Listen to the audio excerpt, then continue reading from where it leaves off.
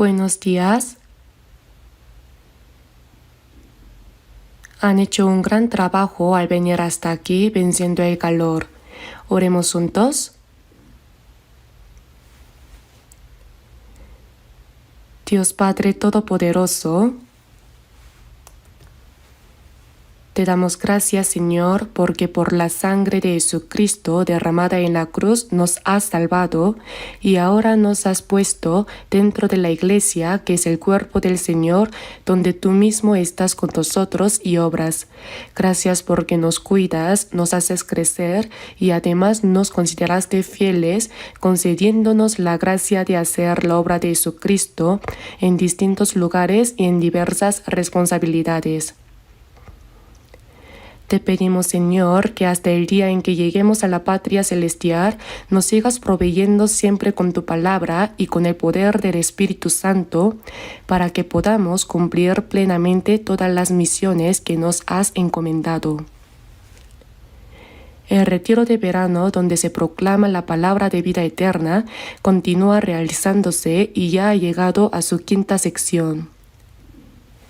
Padre Dios, te damos sinceramente las gracias porque a medida que avanza cada sección, nos concedes la gracia de ver con nuestros ojos, oír con nuestros oídos y compartir con el corazón la alegría de ver a muchas almas recibiendo la salvación. Te pedimos, Señor, que estés con nosotros hasta el final, que nos ayudes y obres en medio de nosotros para que aún más almas puedan volver a ti y ser salvas. Fortalece nuestra iglesia para que no solo en Corea, sino en todas partes del mundo podamos enviar misioneros que proclamen el Evangelio. Y donde quiera que vayan los misioneros, que el Evangelio de la gracia del Señor sea anunciado y que la iglesia del Señor sea firmemente establecida. Señor, obra por la gloria de tu nombre. Esta mañana queremos examinarnos a nosotros mismos y reflexionar sobre nuestra vida a la luz de la palabra del Señor. Padre Dios, despiértanos con la palabra que necesitamos. Oramos en el nombre de nuestro Salvador Jesucristo, que nos ama. Amén. Busquemos Gálatas capítulo 4 en la Biblia.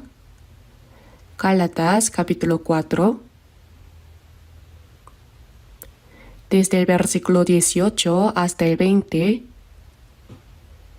leamos juntos Gálatas capítulo 4, desde el versículo 18 hasta el 20.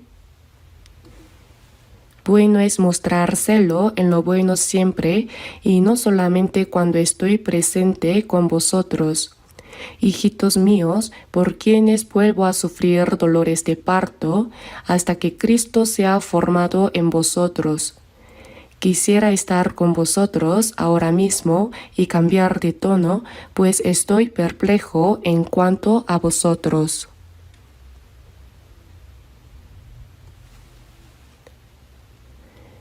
Este libro de Gálatas es la palabra que el apóstol Pablo dio a los santos de la iglesia de Galacia.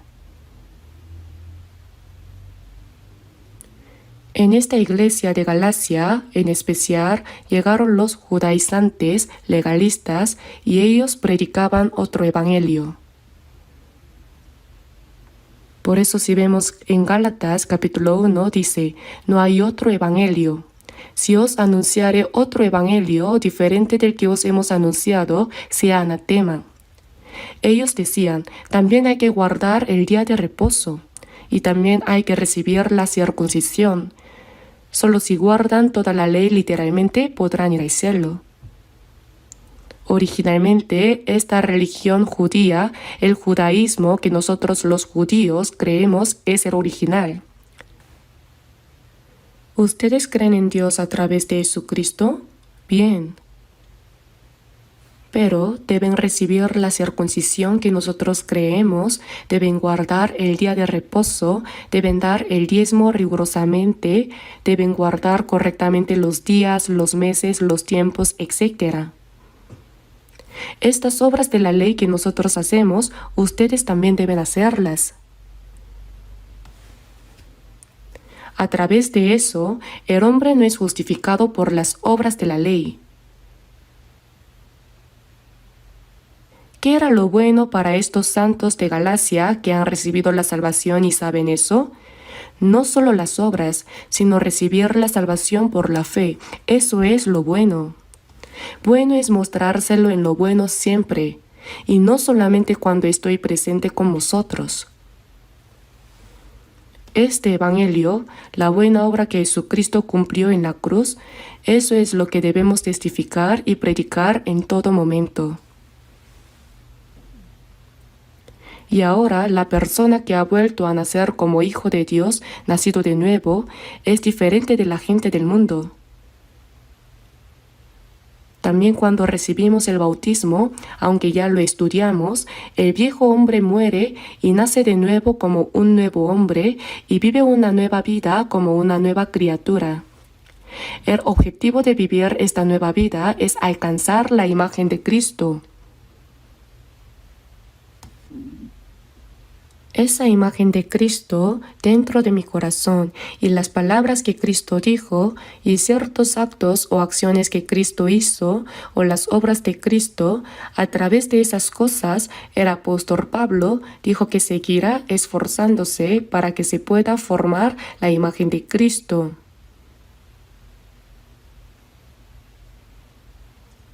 En la región de Galacia, originalmente, los judíos hablaban constantemente de otro evangelio y lo predicaban tanto que el apóstol Pablo lo señaló y reprendió con mucha fuerza y severidad.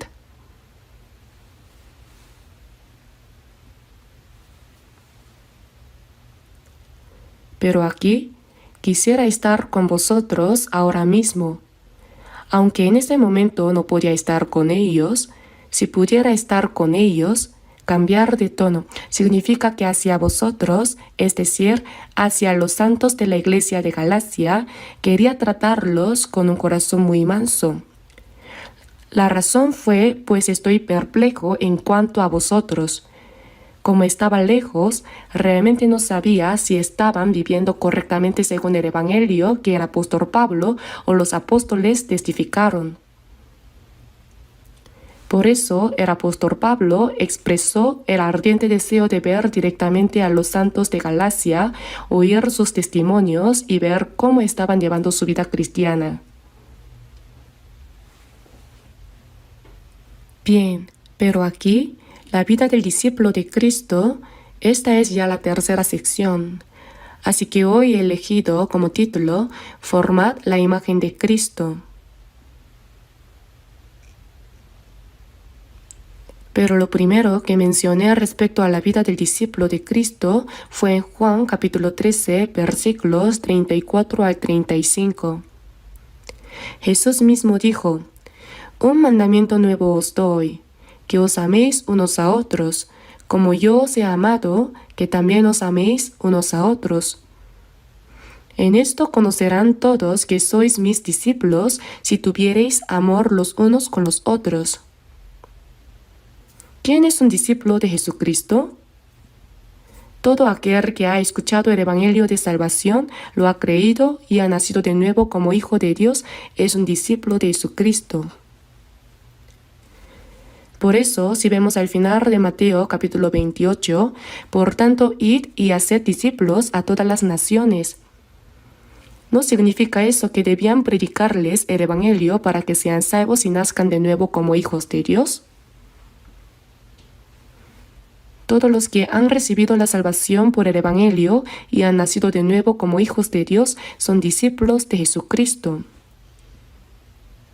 Pero esos discípulos de Jesucristo, si os amáis unos a otros, si se vive así, significa que se está viviendo correctamente como verdaderos discípulos.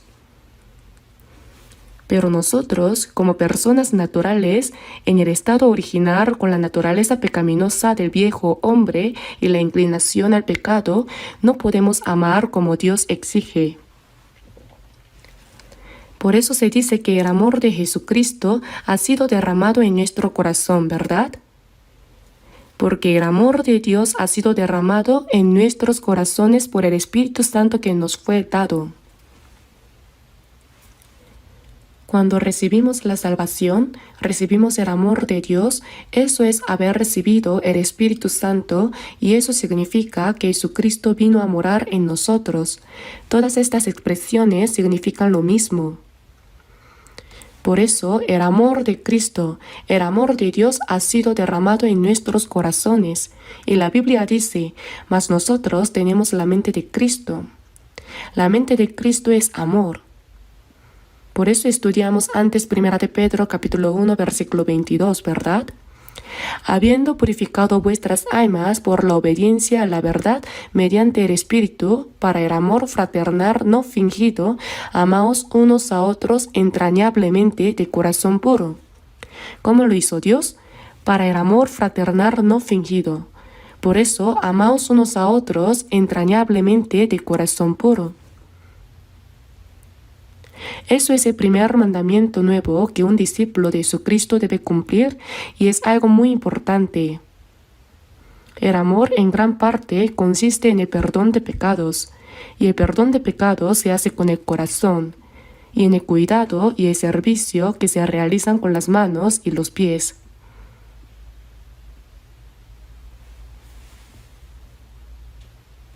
Nosotros, con el corazón, perdonamos los pecados de los hermanos y hermanas, y no solo perdonamos, sino que también los cuidamos y los servimos. Eso es guardar el nuevo mandamiento de amaos unos a otros.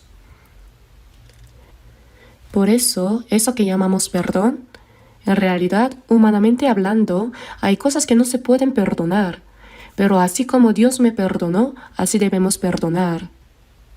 Veamos la Biblia en Colosenses, Gálatas, Efesios, después Filipenses y luego viene Colosenses. Colosenses capítulo 3.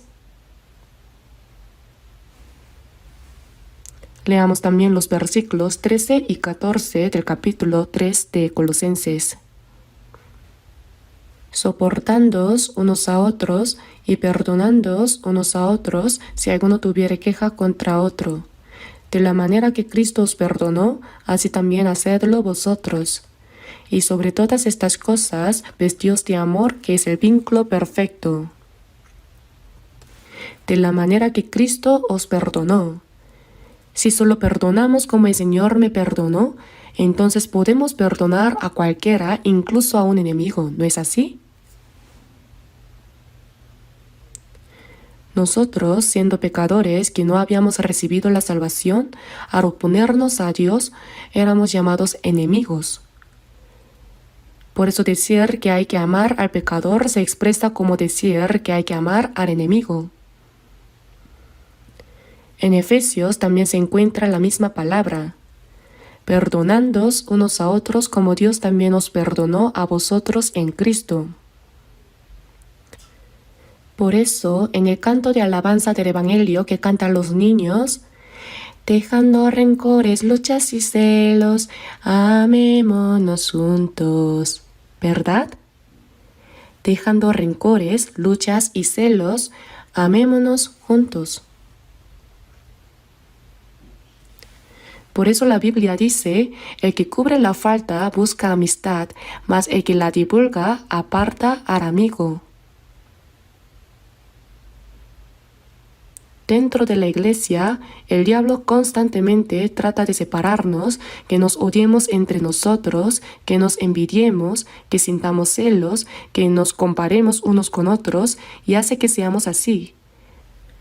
Pero no hagamos eso. Dejémoslo todo y amémonos unos a otros. Dice que debemos amar como Cristo me amó y ese amor se cumple dentro del corazón. Y luego dice que debemos dar un paso más y servir a los hermanos y hermanas. Servir, eso es lo que dice. Servir a Dios y servir a los hermanos y hermanas. Por eso también en Mateo, respecto a Jesús, dice, como el Hijo del Hombre no vino para ser servido. Aunque como el Creador que creó el universo y todas las cosas, como Dios Creador, era digno de ser servido. Pero no vino para ser servido, sino para servir y para dar su vida en rescate por muchos.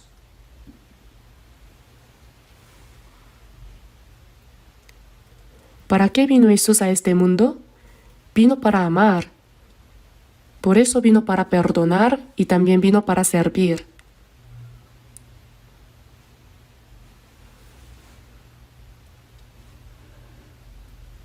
Se dice que el amor se realiza en el lugar más bajo. La cruz de Jesús es el lugar más bajo de este mundo. En ese lugar más bajo del mundo se manifestó el amor de Dios que salva a toda la humanidad y sirve a toda la humanidad, a todas las personas.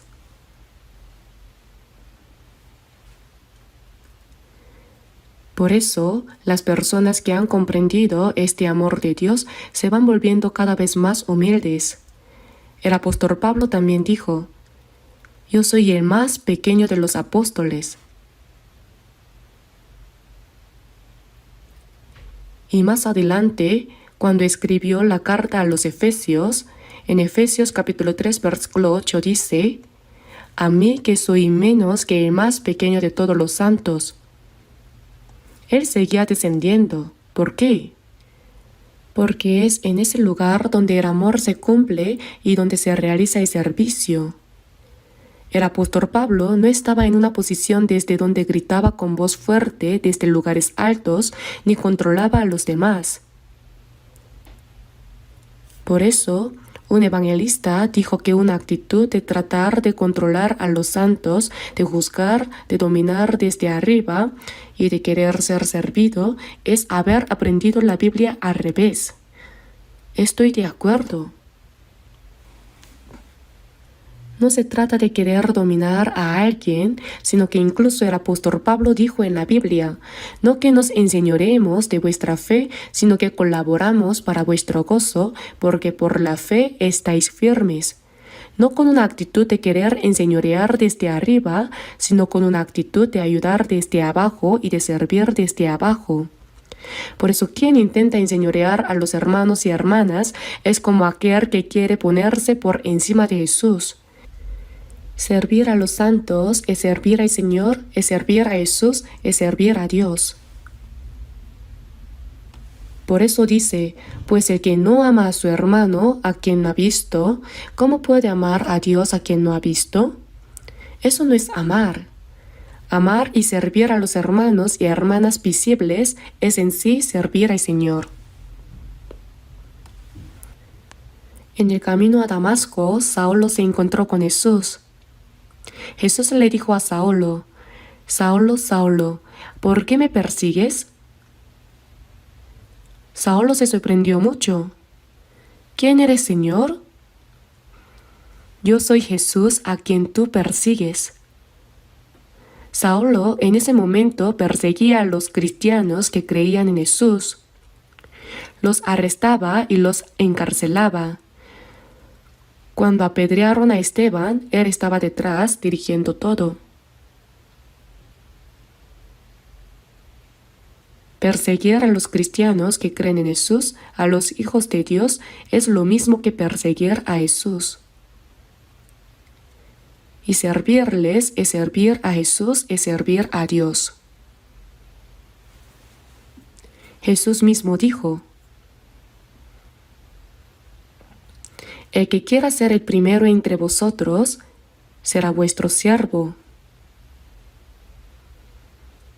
La vida de los cristianos es justamente esa. Es completamente al revés del mundo. El que quiera hacerse grande entre vosotros será vuestro servidor.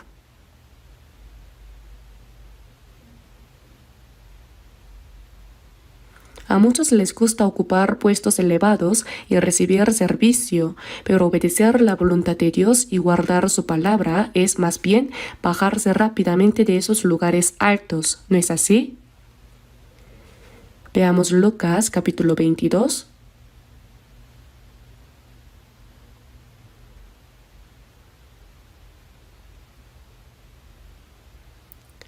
Lucas capítulo 22. Desde el versículo 24 hasta el 27.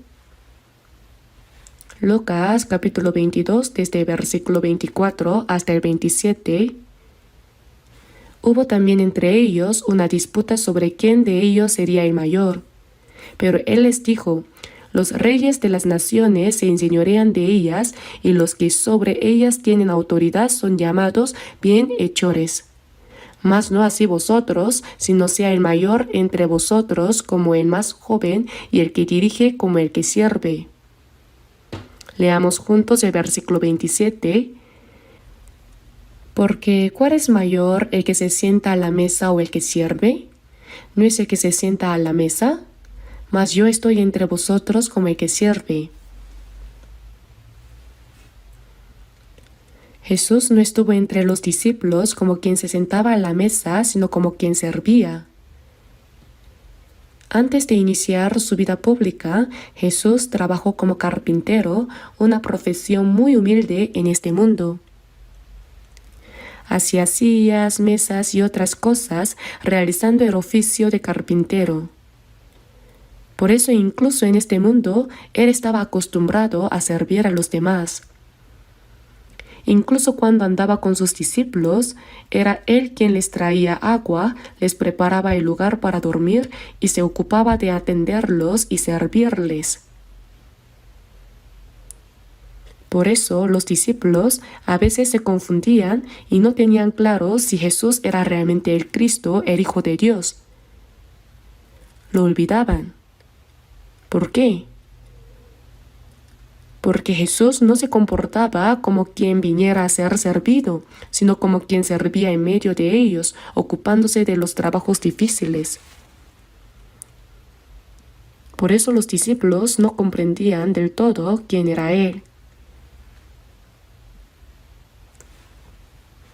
Más adelante, cuando Jesús resucitó después de morir por nuestros pecados, al encontrarse con Él resucitado, ellos por fin comprendieron. Por fin comprendieron que aquel Jesús con quien habían comido, dormido y convivido durante 3 años era Señor mío y Dios mío, como también lo confesó Tomás en ese momento, ¿no es así? Durante su vida pública, Jesús nos mostró qué es verdaderamente el amor.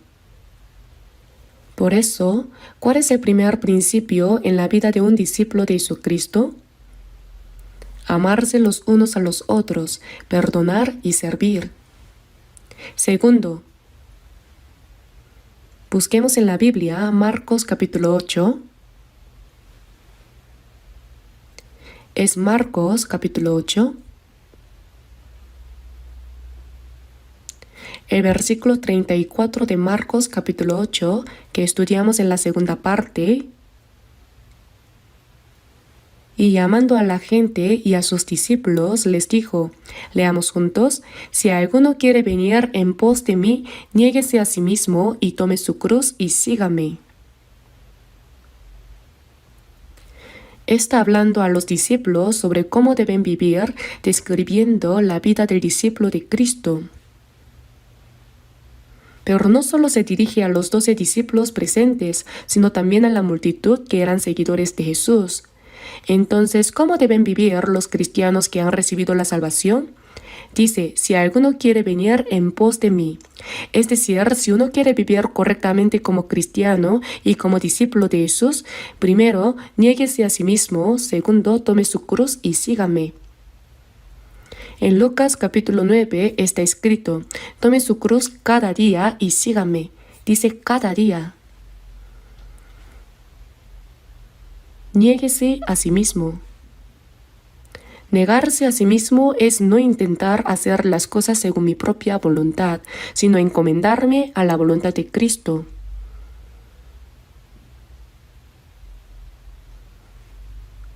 Negarse a sí mismo significa entregarse para que Cristo me enseñoree.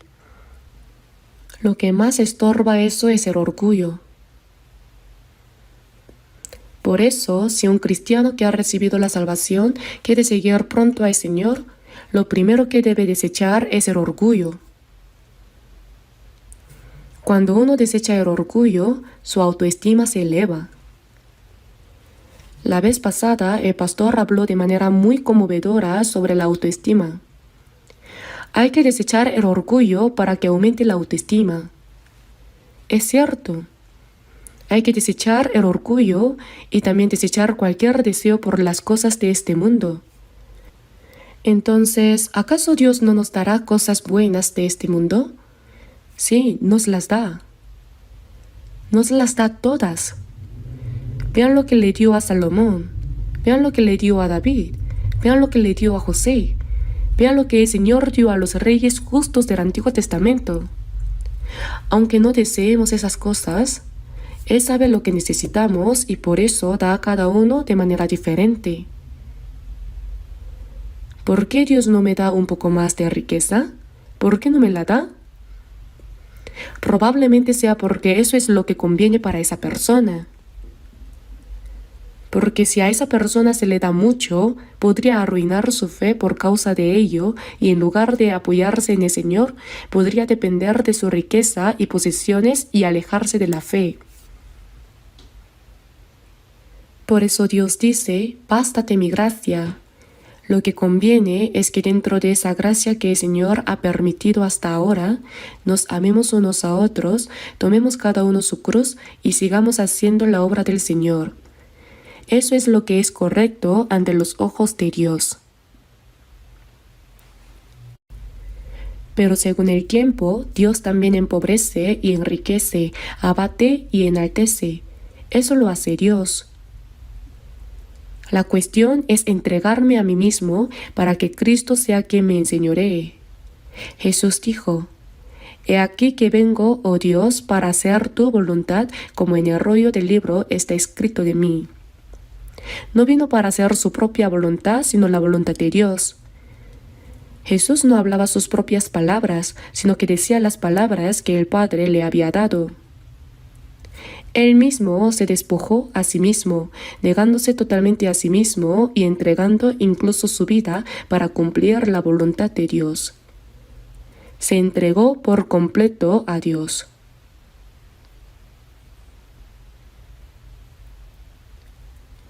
Juan capítulo 14. Juan capítulo 14, versículo 10.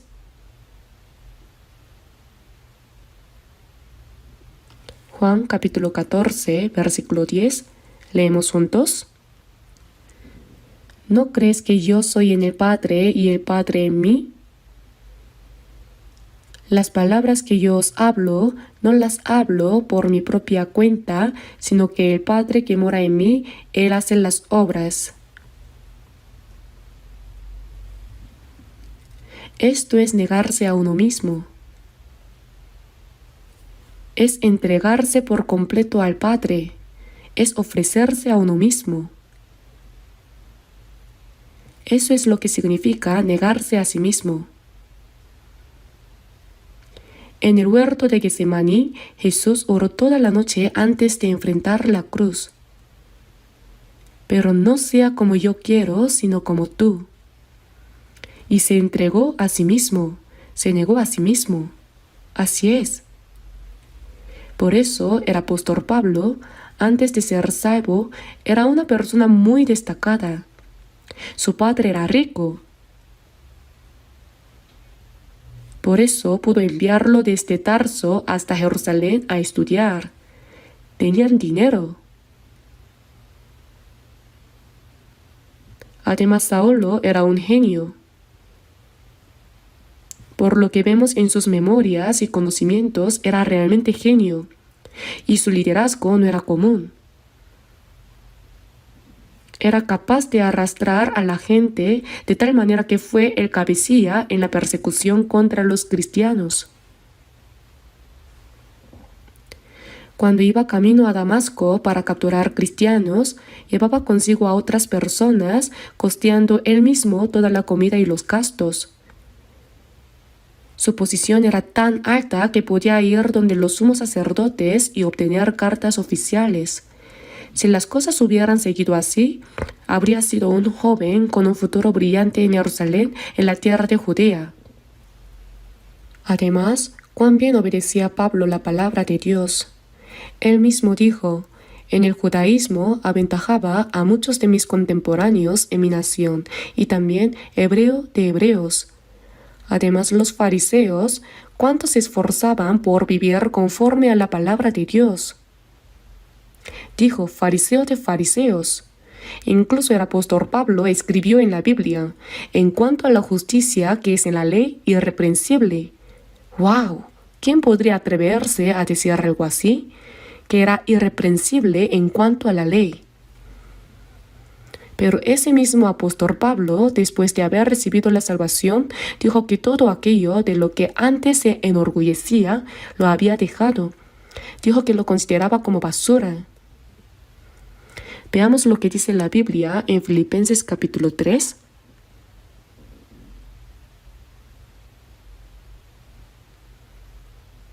Filipenses capítulo 3, a partir del versículo 4. Filipenses capítulo 3, desde el versículo 4. Aunque yo tengo también de qué confiar en la carne. Si alguno piensa que tiene de qué confiar en la carne, yo más. Circuncidado al 8º día, del linaje de Israel, de la tribu de Benjamín, hebreo de hebreos, en cuanto a la ley, fariseo. En cuanto a celo, perseguidor de la iglesia, en cuanto a la justicia que es en la ley, irreprensible. Leamos juntos los versículos 7 y 8. Pero cuántas cosas eran para mí ganancia, las he estimado como pérdida por amor de Cristo. Y ciertamente aún estimo todas las cosas como pérdida por la excelencia del conocimiento de Cristo Jesús, mi Señor, por amor del cual lo he perdido todo y lo tengo por basura para ganar a Cristo. Y ser hallado en él, no teniendo mi propia justicia, que es por la ley, sino la que es por la fe de Cristo, la justicia que es de Dios por la fe. Entonces, Dios desechó todo el conocimiento que el apóstol Pablo había adquirido antes de recibir la salvación, como el conocimiento y la ley, y no lo utilizó. No, lo utilizó todo. Lo mismo sucede con los estudios, el conocimiento, los talentos, la salud, el tiempo y todo lo que hayamos adquirido antes de recibir la salvación. Dios los usa después de que recibamos la salvación. Sin embargo, eso no significa que Pablo se haya glorificado de esas cosas, ni que se haya entregado a Cristo sin negarse a sí mismo. El Espíritu de Jesucristo en el corazón, que es Jesús mismo, entregarse a Él para que sea quien enseñoree mi vida, es lo más noble en este mundo, es lo más valioso. Y en el cielo será una gloria y recompensa que brillará por la eternidad. Jesús quiere, después de salvarme, hacer su obra en mí y a través de mí. Por eso fue crucificado, como está escrito, para que vivamos juntamente con Él.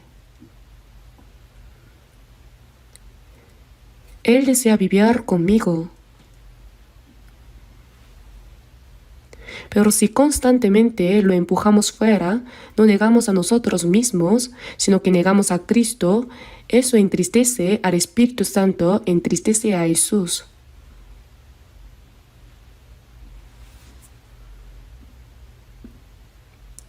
El apóstol Pablo, imitando a Cristo, vivió una vida entregada al Señor, permitiendo que Él lo enseñoreara.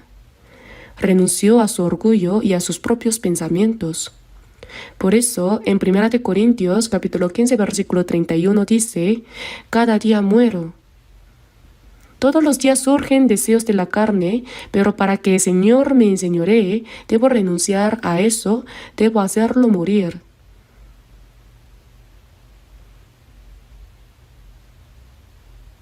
Por eso está escrito, cada día muero.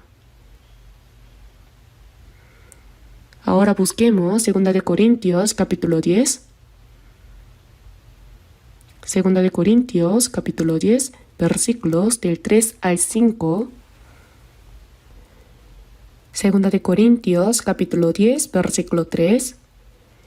Pues aunque andamos en la carne, no militamos según la carne, porque las armas de nuestra milicia no son carnales, sino poderosas en Dios para la destrucción de fortalezas. Leamos juntos el versículo 5. Derribando argumentos y toda altivez que se levanta contra el conocimiento de Dios y llevando cautivo todo pensamiento a la obediencia a Cristo. Esto es negarse a uno mismo.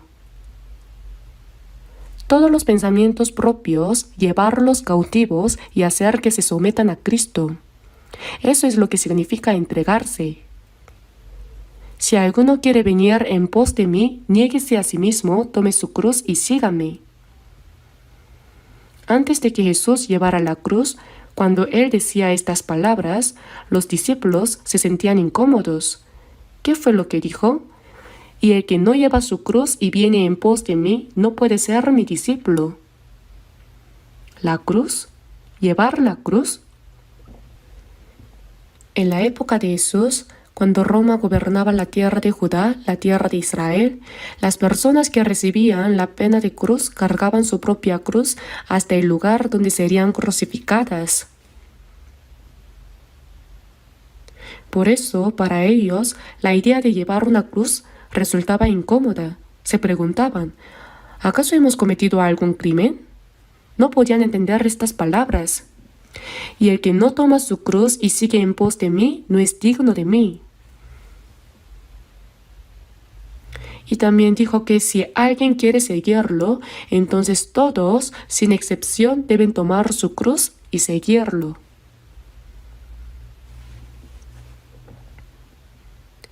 Entonces, ¿cuál es la cruz nuestra que debemos llevar? La cruz que llevamos se puede considerar principalmente en dos grandes aspectos. Uno es la cruz del perdón, perdonar los pecados de otros. Jesús también oró en la cruz diciendo, Padre, perdónalos, porque no saben lo que hacen. Esteban también hizo la misma oración justo antes de morir apedreado. Señor, no les tomes en cuenta este pecado. Esa es la cruz que uno lleva. Jesús también dijo que llevó su cruz y subió al Gólgota. Por eso, lo único que era de Jesús en este mundo fue una sola cosa, la cruz. Jesús tomó prestada la familia de José, tomó prestado el vientre de María, todo lo usó prestado, pero hubo una sola cosa que fue suya, la cruz de Jesús, su propia cruz. Si hay alguien aquí que sea más pobre que Jesús, levante la mano. Todos somos más ricos que Jesús, ¿no es así? La cruz del perdón que Jesús llevó, también esta cruz propia que nosotros llevamos es la cruz del perdón de los pecados de otros.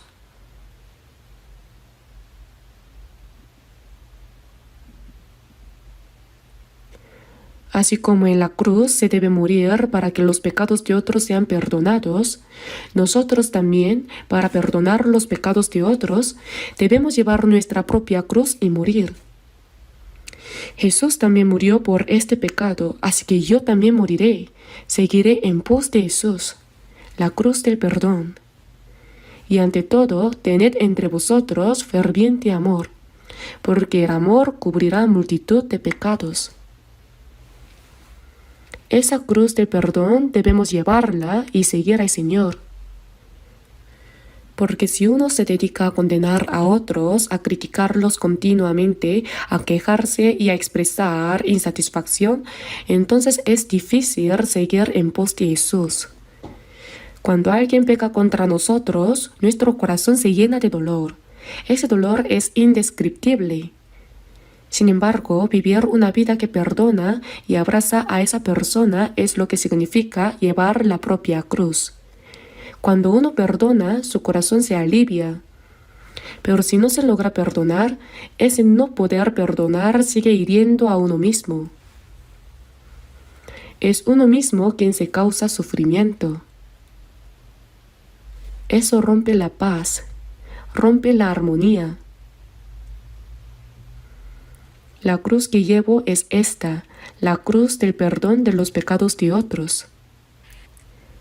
Y otro aspecto, la cruz propia que uno lleva es la cruz de la santificación. Es la cruz que me va limpiando poco a poco. La cruz propia que el santo lleva es el lugar donde clava y hace morir su naturaleza pecaminosa y su orgullo. El lugar donde se hace morir el orgullo propio y también se va crucificando constantemente conforme van surgiendo la naturaleza pecaminosa y las tendencias del pecado es la propia cruz. Cuando llevamos nuestra cruz y seguimos al Señor, la cruz nos recuerda constantemente que hemos muerto respecto a nuestro pecado. ¿Por qué cuando nos bautizamos entramos y salimos del agua? Es para mostrar ante muchos testigos, ante mí mismo y ante Dios, que he muerto así. Por eso se trata de vivir esa vida de verdad. La naturaleza pecaminosa que surge en mí, mi orgullo, mis inclinaciones hacia el pecado, los deseos de la carne, las pasiones del cuerpo, todas esas cosas hay que hacerlas morir en la cruz una y otra vez. El apóstol Pablo dijo en Gálatas capítulo 2, versículo 20. Con Cristo estoy juntamente crucificado y ya no vivo yo, mas vive Cristo en mí. Mas vive Cristo en mí. Entonces, ¿qué hay que hacer? Distinguir claramente mis pecados y faltas, limpiarlos. Eso es vivir una vida santa y distinguida. La voluntad de Dios es vuestra santificación. Por lo tanto, hay que separarse del pecado constantemente, separarse de ese pecado que me invade y cada vez que haya pecado, clavarlo en la propia cruz. En Gálatas capítulo 5 versículo 24 también está escrito: pero los que son de Cristo han crucificado la carne con sus pasiones y deseos. Eso es la propia cruz. Por eso, el santo, cada día, cuando surgen dentro de él su naturaleza pecaminosa, deseos carnales, orgullo, codicia y demás, debe clavarlos en su propia cruz. Eso es llevar la propia cruz y seguir tras el Señor. Eso es morir al pecado y vivir para la justicia. Veamos Romanos capítulo 6. Romanos capítulo 6.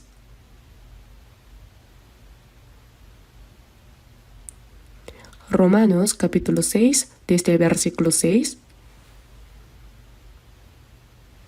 Leamos hasta el versículo 11.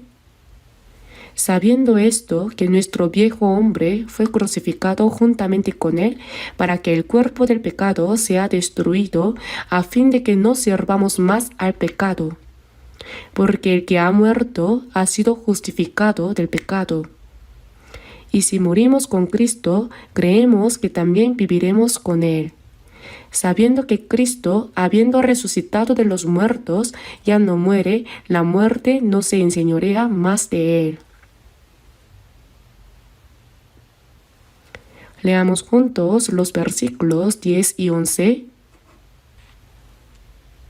Porque en cuanto murió, al pecado murió una vez por todas, mas en cuanto vive, para Dios vive. Así también vosotros consideraos muertos al pecado, pero vivos para Dios en Cristo Jesús, Señor nuestro. Entonces, ¿qué hay que hacer para vivir así? Todas las cosas que surgen en mí, ¿con qué debo reemplazarlas? A veces lo decimos, ¿verdad? Este vaso está lleno de aire. Entonces, si queremos vaciar el aire, supongamos que este aire representa los deseos de la carne, la naturaleza pecaminosa, las inclinaciones al pecado o el orgullo y cosas así que estorban la vida cristiana. ¿Cómo hacemos para vaciarlo? No es cuestión de esforzarse y luchar por sacarlo, sino que simplemente hay que llenarlo con agua, ¿verdad? En otras palabras, si quiero desechar todo lo que surge en mí, si quiero hacerlo morir, ¿con qué debo llenarlo? Debo llenarlo con la voluntad de Jesucristo. Es decir, en lugar de que yo me enseñoree a mí mismo, debo ofrecerme como una persona enseñoreada por Dios. Y esa persona enseñoreada por Dios es quien está verdaderamente vivo. Así como dice aquí, Consideraos vivos para Dios en Cristo Jesús. ¿Qué significa ese vivo? Así como se vacía el aire y se llena de agua, nosotros también vaciamos todas esas cosas, las consideramos como basura y llenamos el interior con Jesucristo, con el Espíritu Santo, con la palabra. Y si vivimos conforme a eso, esa es la vida de los vivos. Es entregar el control de uno mismo para que Dios nos enseñoree. La cruz propia del cristiano nos hace decidir continuamente que el pecado no nos enseñoree más.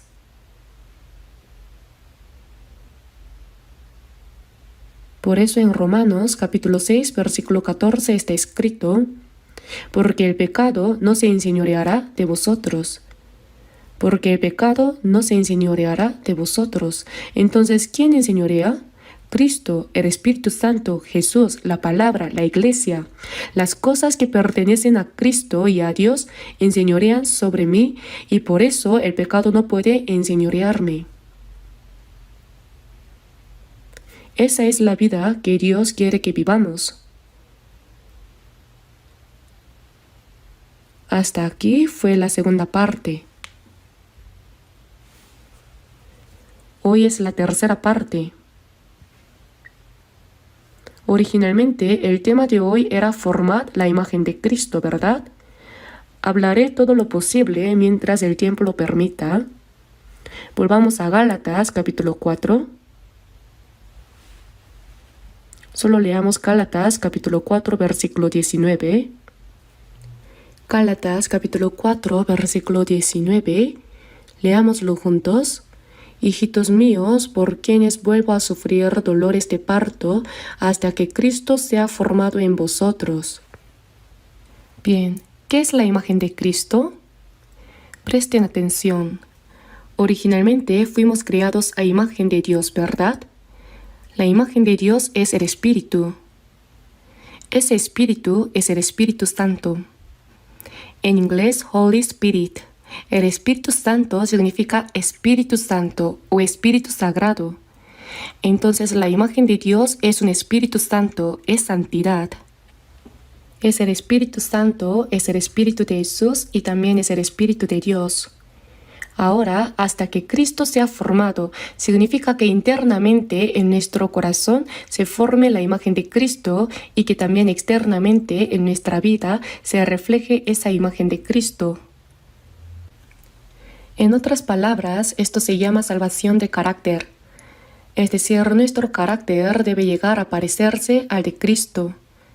Así como un niño no crece de golpe de un día para otro, tampoco nuestra personalidad o el carácter de Cristo se forma en nosotros de la noche a la mañana. Un niño pequeño, hasta que empieza a gatear, pararse y caminar, se cae innumerables veces, ¿verdad? Sigue cayéndose y luego finalmente se pone de pie y camina. De la misma manera, también nosotros, hasta formar el carácter de Cristo, crecemos pasando por muchos fracasos mientras luchamos contra los deseos de la carne, las pasiones de la carne, los deseos del mundo o las artimañas del diablo. Pero para esa obra, el apóstol Pablo hizo el trabajo de parto. Es decir, no sucede automáticamente. En otras palabras, se nos está diciendo que debemos formar el carácter de Cristo en nuestro interior. La salvación del carácter significa formar la personalidad de Cristo en nosotros. Y el lugar donde el carácter de Cristo se manifiesta mejor es en el capítulo del amor, 1 Corintios capítulo 13, especialmente desde el versículo 4 hasta el 7, ¿verdad? Cuando dice el amor es, esa expresión es lo mismo que decir Jesús es o Cristo es. ¿Qué es lo primero que dice el amor es? El amor es sufrido, es benigno, el amor no tiene envidia, es decir, no hay celos, ni envidia, ni comparación. El amor no tiene envidia, el amor no es jactancioso, no busca enaltecerse. El amor no es jactancioso, no se envanece, no hace nada indebido, no busca lo suyo, no se irrita, no guarda rencor, no se goza de la injusticia, más se goza de la verdad. Todo lo sufre, todo lo cree, todo lo espera, todo lo soporta. Ese es Jesús. Esa es la personalidad y el carácter de Jesucristo. Alcanzar esto es lo que significa salvación del carácter. Son 15 en total. Cuando adquirimos estos 15 caracteres de Cristo, es decir, su personalidad, el amor de Cristo se manifestará tal cual a través de nosotros en nuestra vida cristiana. Yo entrego mi cuerpo al Señor y me convierto en lo que este mundo llama un avatar de Cristo. ¿Conocen el término avatar? La película Avatar se estrenó por primera vez en 2009, ¿cierto? Si miramos esa película, por fuera parece un largo y azul navy, pero por dentro es Jake Sully, un ex marine que quedó discapacitado. Entonces Jake Sully, que no puede usar nada de la parte inferior de su cuerpo, ¿a dónde entra? Entra dentro del avatar. El cuerpo es el avatar, pero por dentro es Jake Sully. ¿Y el avatar se mueve según la voluntad de quién? Se mueve, habla y actúa según la voluntad de Jake Sully.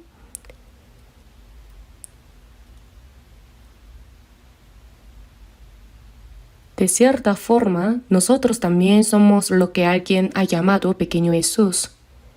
Pequeño Jesús. Es decir, Jesús obra dentro de mí y a través de mí los pensamientos de Jesús, el corazón de Jesús, las palabras de Jesús, las acciones de Jesús y la obra de Jesús se cumplen. De alguna manera, somos el avatar de Jesús. Esto es algo que hay que decir con cuidado, que seamos personas de Cristo, que seamos cristianos. Significa que debemos formar la imagen de Cristo en nosotros. Antes cité Gálatas capítulo 2 versículo 20. Con Cristo estoy juntamente crucificado y ya no vivo yo, mas vive Cristo en mí. Para que Cristo viva en mí, debo entregarme completamente. Solo entonces la imagen de Cristo se formará a través de mí. Y lo que ahora vivo en la carne, sí, seguimos viviendo en la carne, igual que el avatar sigue viviendo. Lo vivo en la fe del Hijo de Dios, el cual me amó y se entregó a sí mismo por mí. En la fe. ¿Saben qué es la fe? La fe es tener a Jesucristo en uno mismo. Eso es estar en la fe. En 2 de Corintios capítulo 13 versículo 5 también lo dice: examinaos a vosotros mismos si estáis en la fe, probaos a vosotros mismos, o no os conocéis a vosotros mismos que Jesucristo está en vosotros, a menos que estéis reprobados. La persona en la que no está Jesucristo no puede ir al cielo, es cierto, ¿verdad? Si decimos que tenemos fe, entonces Jesucristo está dentro de nosotros. Y no es que Cristo esté dentro de mí durmiendo, sino que vive. Él gobierna mi corazón, dirige mis pensamientos, controla mis palabras, regula mis acciones y realiza la obra de Dios en esta tierra, cumple la voluntad de Dios en esta tierra. Eso es la vida cristiana, ¿no es así? Un buen discípulo de Cristo es quien vive con el corazón de Jesucristo. Lo que Dios aborrece más es el doble corazón. Tener el corazón de Jesucristo, pero también tener otro corazón, eso es un doble corazón. Dios aborrece el doble corazón. En la Biblia está escrito que Dios aborrece el doble corazón. Veamos 2 de Crónicas, capítulo 11, versículo 16. 2 de Crónicas, capítulo 11,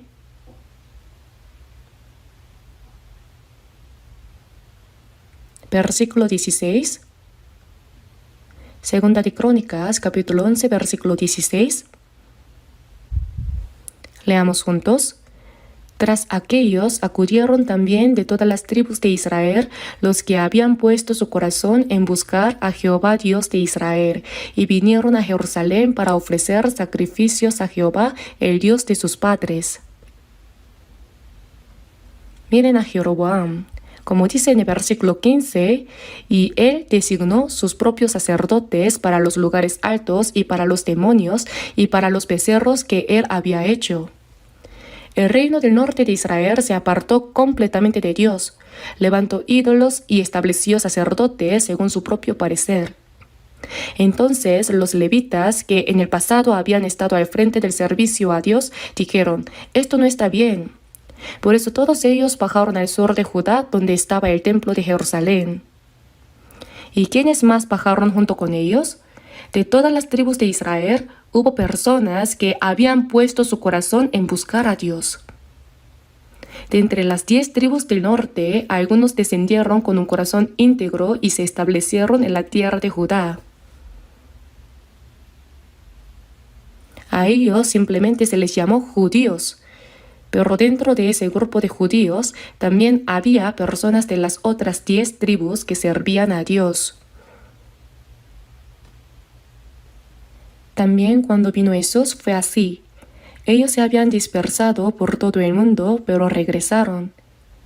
Y más adelante, en la primera mitad de la gran tribulación de 7 años, 144,000 personas, 12,000 de cada tribu, serán salvas, ¿verdad? Son sus descendientes. El reino del norte de Israel ofreció sacrificios a los ídolos, estableció sacerdotes por su cuenta y se apartó de servir a Dios. Pero los que habían puesto su corazón en buscar a Dios, es decir, no con un doble corazón, esos fueron los que siguieron a los levitas y subieron a Jerusalén. Ellos fueron el grupo que verdaderamente servía a Dios. Vamos a ver 2 de Crónicas, capítulo 12, versículo 14. Está justo al lado, así que busquémoslo juntos. Leamos el versículo 14. E hizo lo malo porque no dispuso su corazón para buscar a Jehová. El mal del que habla la Biblia va mucho más allá del pecado moral. ¿Cómo decirlo? Tiene una profundidad mucho mayor. Por ejemplo, que Roboam no dispusiera su corazón para buscar a Jehová fue considerado maldad ante los ojos de Dios. Aunque uno no cometa pecados morales, no disponer el corazón para buscar al Señor también es pecado. Y eso aplica incluso para nosotros, los que ya hemos recibido la salvación. Es un pecado que corresponde a la vida después de la salvación. Habían puesto su corazón en buscar a Dios. Por eso es necesario afirmar bien este corazón. Hay que clavarlo firmemente sobre el fundamento. En el Salmo capítulo 57, versículo 7 dice: «Pronto está mi corazón, oh Dios, mi corazón está dispuesto. Cantaré y trovaré salmos». Cuando el corazón está dispuesto, cuando Dios está firmemente establecido en el corazón, entonces el canto de alabanza se vuelve algo propio. La alabanza se hace parte de uno mismo y uno llega a unirse con ella. A veces eso lleva a derramar lágrimas, otras veces a recibir una gran conmoción en el corazón o también a experimentar un gozo y una alegría inmensos. ¿Qué es eso? Que el corazón está dispuesto, está firme, no está dividido. Pero cuando se quiere tener un doble corazón, ¿qué significa tener el doble corazón?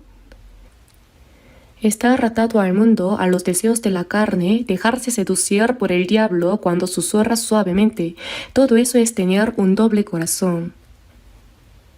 Por eso, a los santos de la iglesia de Corinto, en 1 de Corintios, capítulo 15, versículo 58, les dice: «Así que, hermanos míos amados, estad firmes y constantes, creciendo en la obra del Señor siempre, sabiendo que vuestro trabajo en el Señor no es en vano». Está diciendo: no se muevan, no tengan un doble corazón. También nuestros pensamientos deben estar atados a los pensamientos de Cristo, a los pensamientos de Jesús, a los pensamientos de Dios. Los pensamientos de Dios originalmente, como dice en el Salmo capítulo 139, versículo 17, «Cuán preciosos me son, oh Dios, tus pensamientos, cuán grande es la suma de ellos, son innumerables». Dios tiene muchísimos pensamientos acerca de nosotros, y esos pensamientos son verdaderamente preciosos. En realidad, lo que una persona es depende de lo que piensa. La Biblia dice, porque cuál es su pensamiento en su corazón, tal es él. Lo que una persona es depende de lo que piensa en su corazón. Todo en nuestra vida comienza con los pensamientos del corazón. El corazón y los pensamientos de una persona determinan su carácter y su personalidad. Por eso debemos cuidar bien nuestros pensamientos. No debemos tener un doble corazón ni pensamientos divididos. Lo que quiero decir es que no debemos ser como las llamadas hermanas «voy o no voy». Seguramente no conocen esta expresión coreana, pero el término «hermanas voy o no voy» es una forma coloquial de referirse a las personas que están constantemente dudando. ¿Voy a retiro o no voy? ¿Voy o no voy? Ese es un doble corazón. Perdón por la expresión, pero no debemos ser así. Nuestro corazón debe estar completamente entregado a Jesucristo. ¿Acaso Jesucristo diría, bueno, ¿voy o no voy? Claro que no. El corazón debe estar plenamente dispuesto. Porque en esta vida hay pensamientos que vienen de Dios y pensamientos que vienen del hombre. Pedro, por ejemplo, cuando Jesús le preguntó, ¿y vosotros, quién decís que soy yo?, respondió correctamente, tú eres el Cristo, el Hijo del Dios viviente. En ese momento, Pedro pensaba como Dios. Pero luego, cuando Jesús anunció que debía morir en la cruz, Pedro le dijo, Señor, ten compasión de ti, en ninguna manera esto te acontezca. Es decir, yo no permitiré que eso te pase. Entonces Jesús lo reprendió fuertemente. Quítate de delante de mí, Satanás, porque no pones la mira en las cosas de Dios, sino en las de los hombres.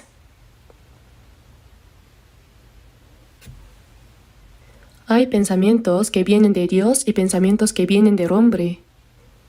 Y los pensamientos humanos se oponen a los pensamientos de Dios, ¿verdad que sí? Además, debemos saber que el diablo también influye en nuestros pensamientos. Miren a Pedro, justo después de haber hecho una gran confesión de fe, ¿qué pensamiento le metió el diablo? Señor, ten compasión de ti. Fue el pensamiento del hombre y el diablo se lo puso. ¿Y qué pasó con Judas Iscariote? El diablo ya había puesto en el corazón de Judas Iscariote, hijo de Simón, que le entregase. No debemos pensar que el diablo no se mete con nosotros. Él nos da esos pensamientos, los mete sutilmente en nuestra mente. Y cuando eso sucede, ¿qué debemos hacer? Rechazarlos por completo, expulsar esos pensamientos y entregar nuestra mente a los pensamientos de Cristo. Eso es precisamente lo que significa formar la imagen de Cristo. Por eso en Romanos también se nos habla del pensamiento carnal y del pensamiento del Espíritu. Y está escrito por cuanto los designios de la carne son enemistad contra Dios. Por eso debemos entregar nuestros pensamientos a Dios. Para eso primero debemos entregar nuestro corazón a Él. Veamos Proverbios capítulo 23. Veamos Proverbios capítulo 23. Versículo 7. Proverbios capítulo 23, versículo 7. Leamos juntos. Porque cuál es su pensamiento en su corazón, tal es él. Come y bebe, te dirá, mas su corazón no está contigo.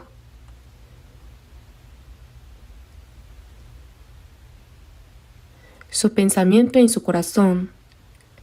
Los pensamientos del corazón.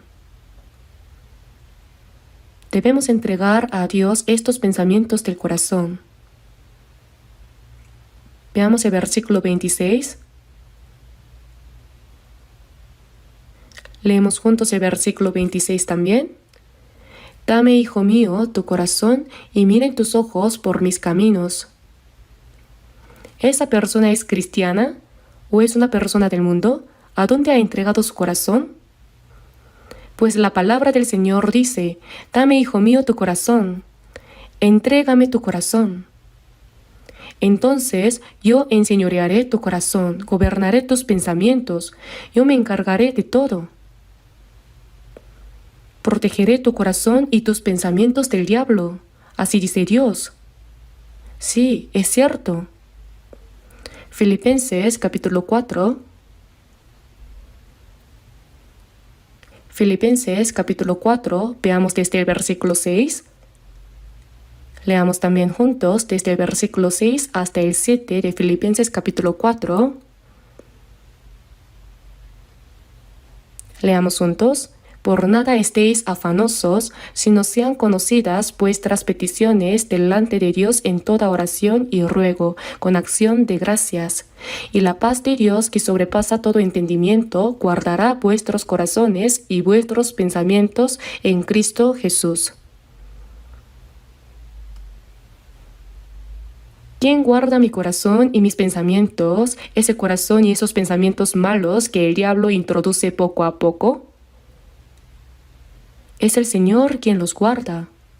Por eso dice, dame, hijo mío, tu corazón. Debemos entregar nuestro corazón al Señor. Debemos darle el corazón y también este cuerpo. Entonces, guardará vuestros corazones y vuestros pensamientos. Presentéis vuestros cuerpos en sacrificio vivo, santo, agradable a Dios, que es vuestro culto racional. No solo el cuerpo, también el corazón debemos ofrecer, ¿verdad? Por eso, cuando llegamos a ser buenos discípulos de Jesucristo, ya sea que sirvamos o hagamos cualquier cosa, simplemente debemos hacer lo que Dios, que habita en nosotros, quiere hacer a través de nosotros. Eso es lo que se llama un administrador. Mi propio cuerpo no me pertenece. Porque habéis sido comprados por precio, glorificad pues a Dios en vuestro cuerpo. El cuerpo, incluso el tiempo, mis talentos, cualquier conocimiento, educación, la riqueza y propiedades que haya adquirido, todo lo mío pertenece al Señor. Y yo simplemente administro lo que es del Señor. Soy un manager, un administrador. Soy un manager, una persona que administra. Solo cuando administro eso según la voluntad del dueño, puedo llegar a formar la imagen del Señor. Primera de Pedro, capítulo 4. Primera de Pedro, capítulo 4.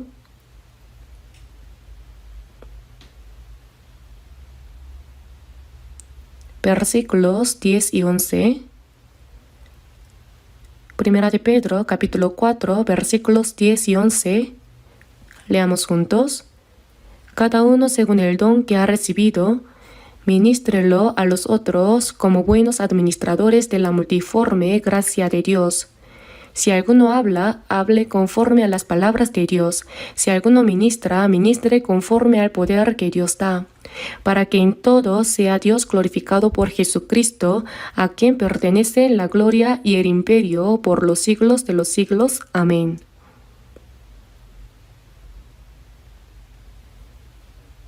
Cada uno según el don que ha recibido.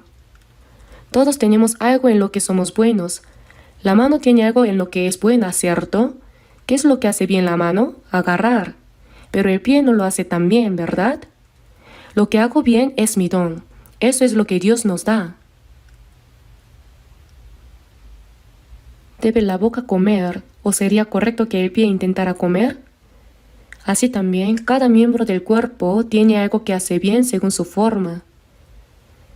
Y dentro de la iglesia del Señor, eso es usado. Por eso dice, cada uno según el don que ha recibido, ministrelo a los otros como buenos administradores de la multiforme gracia de Dios. En el caso del don, si uno lo sigue desarrollando y trabajando, ese don mejora. En términos del mundo, si alguien juega fútbol y la gente dice, wow, nació para esto, lo hace bien. Entonces, si solo confía en haber nacido con talento y no entrena ni practica, no pasará de cierto nivel, ¿verdad? Pero si sigue entrenando, practicando y esforzándose, llegará a jugar de forma excelente. Incluso dentro de nuestra iglesia, si hay algo que hago bien, por ejemplo, yo limpio muy bien los baños, sigan haciéndolo, entonces lo harán mejor que nadie. Cuando veo a los miembros del coro que alaban, entrenan y practican constantemente. Ciertamente lo hacen mucho mejor que yo, y aunque podrían quedarse en ese nivel, siguen esforzándose. Los dones deben seguirse desarrollando y perfeccionando. Esa persona fue maestra desde hace tiempo, y apenas sube al púlpito, las palabras fluyen con soltura. No es así. Esto también hay que desarrollarlo constantemente. Eso también es un don que el Señor ha dado. No importa cuál sea el trabajo, ya sea cocinar en la cocina, servir en algo, enseñar a los niños de la escuela dominical, hacer visitas a los hermanos o lo que sea.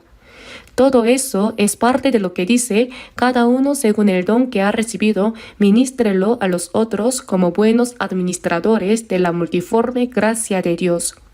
Somos manager. Dios es el dueño, Jesús es el Señor, y yo hago lo que Él me ha encomendado. Por eso dice, ministrelo.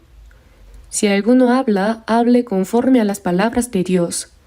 Eso significa que debe hablar como si Dios estuviera hablando por medio de él.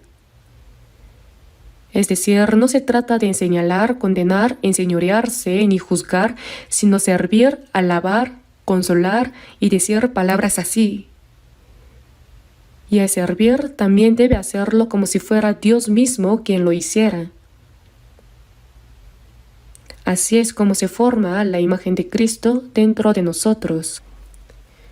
La imagen de Cristo dentro de mí es, como se muestra en 1 Corintios capítulo 13, ese amor. Ese amor debe cumplirse en mí y eso es el fruto del Espíritu. El fruto que se produce dentro de mí, ese es el fruto del Espíritu. La recompensa será inmensamente grande según cuánto fruto del Espíritu haya en mí. Y también hay frutos que se manifiestan externamente. Esos son los frutos de justicia. No se trata de ninguna injusticia, sino de justicia. Al caminar por el camino de la justicia, uno recorre un camino santo. Es un camino santo. El camino de la justicia es una vida distinguida del mundo, una vida santa. Ese es el fruto de la justicia. También está el fruto de la luz. El fruto de la luz no es vivir en secreto, oculto en la oscuridad, sino que se manifiesta visiblemente como la luz. Es una vida sin una sola mancha de vergüenza ante nadie. Todos los frutos de una vida así son el fruto de la luz, y todo ello será recompensado. Y también es el fruto que conduce a la vida eterna. Este es el fruto de la predicación. Pero yo no guío a nadie esta vez. Aunque solo hayamos hecho un pequeño servicio durante el retiro, ya formamos parte. Fuimos parte de esa obra. Participamos en la obra de la predicación. Por ejemplo, en una guerra, algunos están al frente disparando contra el enemigo, pero otros desde atrás suministran provisiones. Esa persona también está participando en la guerra, ¿verdad? Es así. De la misma manera, para realizar un retiro de verano, hay cientos de tareas que deben llevarse a cabo y aunque solo hagamos una de ellas, ya estamos participando. Ese es el fruto de la vida eterna. Es un fruto eterno. Los jugadores de fútbol juegan al fútbol. El equipo A ganó, pero solo hubo 2 personas que metieron goles. Entonces, de los 11 restantes, si se resta esos 2, ¿quedan 9? ¿Los 9 no reciben premio? ¿Qué pasa? ¿Cómo es en el podio? Suben igual. Suben igual todos. Fue un esfuerzo conjunto. Nosotros también llevamos a cabo este retiro de verano con un solo corazón y un mismo sentir. y esas huellas aparecen en nuestra vida. El apóstol Pablo dijo: de aquí en adelante nadie me cause molestias, porque yo traigo en mi cuerpo las marcas del Señor Jesús. En nuestra vida diaria, el resto de nuestra vida, eso es tener las marcas en el cuerpo y en nuestra vida por hacer la obra del Señor, la vida de la palabra, la vida de oración, la vida de comunión, luego la vida de predicación, la vida de servicio, en fin, todas esas huellas aparecen en nuestra vida. Tenemos que cumplirlas en nuestro cuerpo. Colosenses capítulo 1. Colosenses capítulo 1, versículo 24. Leamos juntos el último versículo. Ahora me gozo en lo que padezco por vosotros y cumplo en mi carne lo que falta de las aflicciones de Cristo por su cuerpo, que es la Iglesia. Esto significa que la personalidad de Cristo se forma en nuestro corazón. Pero también hay sufrimientos que Cristo dejó para nosotros. ¿Por qué? Para que participemos de su gloria. No hay gloria sin sufrimiento. Por eso Él dejó sufrimientos para que nosotros los pasemos a fin de llevarnos a la gloria. Cumplo en mi carne lo que falta de las aflicciones de Cristo por su cuerpo, que es la Iglesia. El camino de la vida cristiana es un camino estrecho y difícil. Pero en ese camino hay paz en el corazón, hay gozo, y entonces, sea cual sea el camino, podemos seguir adelante sin negarnos. ¿Realmente podemos vivir como Jesús, como Pablo? Si pensamos, si puedo vivir así, entonces lo podremos hacer. Pero si decimos, no, no puedo, entonces no podremos. ¿Qué piensan ustedes? ¿Es verdad? Sí, es verdad. Aún así, si decimos, yo puedo vivir como Jesús, como Pablo, ¿cómo lo logramos? Simplemente entregándonos a Jesús, entregarle nuestro corazón, nuestros pensamientos, nuestro cuerpo, nuestro tiempo, nuestros talentos. Si entregamos lo que tenemos al Señor, entonces viviremos como Pablo, como Jesús. Sí podemos vivir así. Eso es formar la imagen de Cristo en nosotros. Oremos. Padre Dios, Jesús dijo que para ser un verdadero discípulo suyo, primero debemos amarnos los unos a los otros, negarnos a nosotros mismos, tomar nuestra cruz y llegar a formar la imagen de Cristo. Obra en nosotros, guíanos y condúcenos para que siguiendo la palabra del Señor podamos ser buenos discípulos que siguen sus pasos. Hemos orado en el nombre de Jesucristo. Amén.